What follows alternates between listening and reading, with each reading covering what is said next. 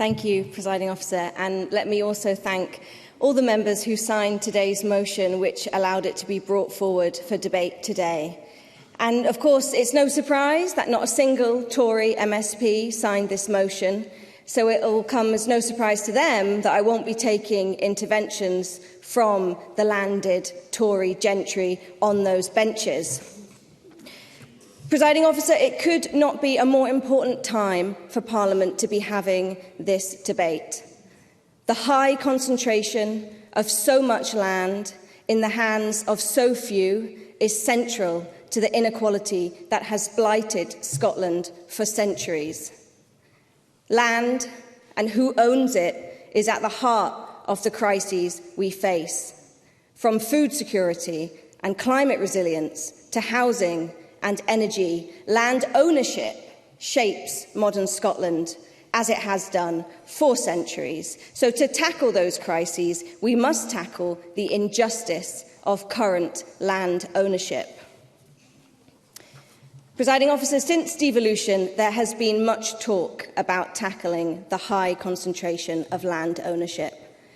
But there has been far too little progress. And although Scotland officially abolished feudal tenure in 2000, the system of land tenure is still overwhelmingly feudal in nature.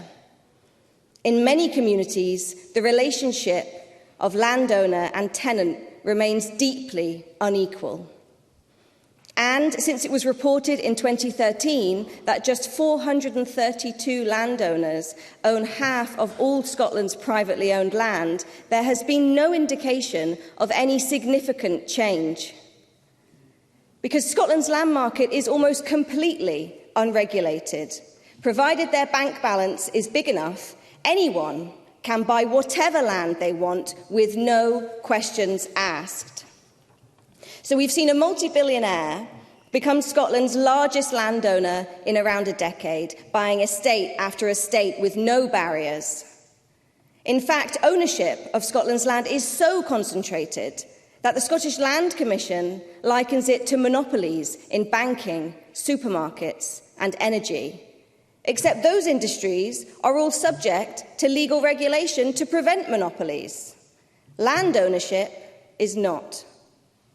So while many of our constituents struggle to cover the basics like food, housing and energy, a small number of individuals are free to buy up more land than they could possibly ever need, denying the public our fair share.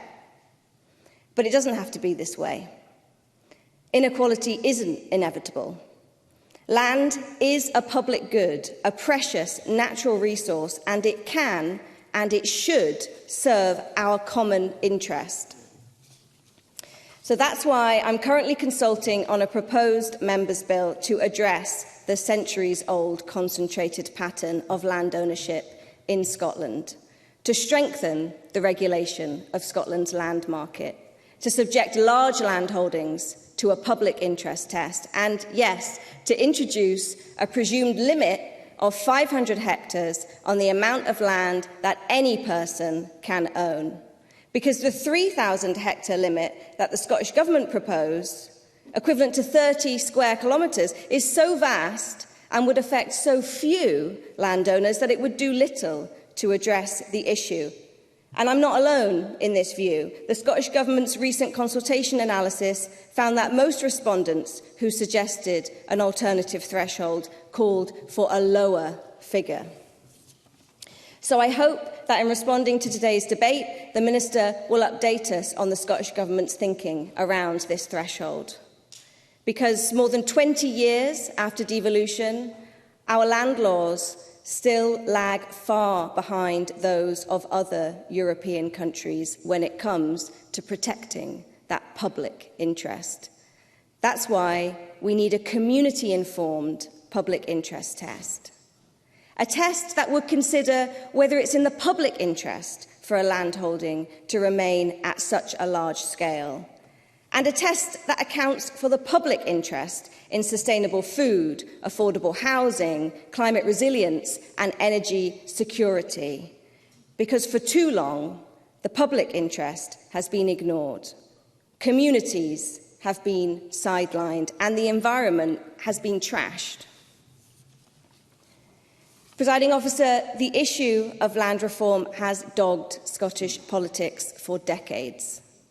We've had years of discussing and debating, of consulting and reviewing, but now is the time to act. Now is the time to redress the balance. Now is the time to put the public interest first. Now is the time for land justice. So I urge everyone who hears this to complete the consultation, to share it as widely as possible, and to join the movement for land justice. And I am proud to move this motion in my name.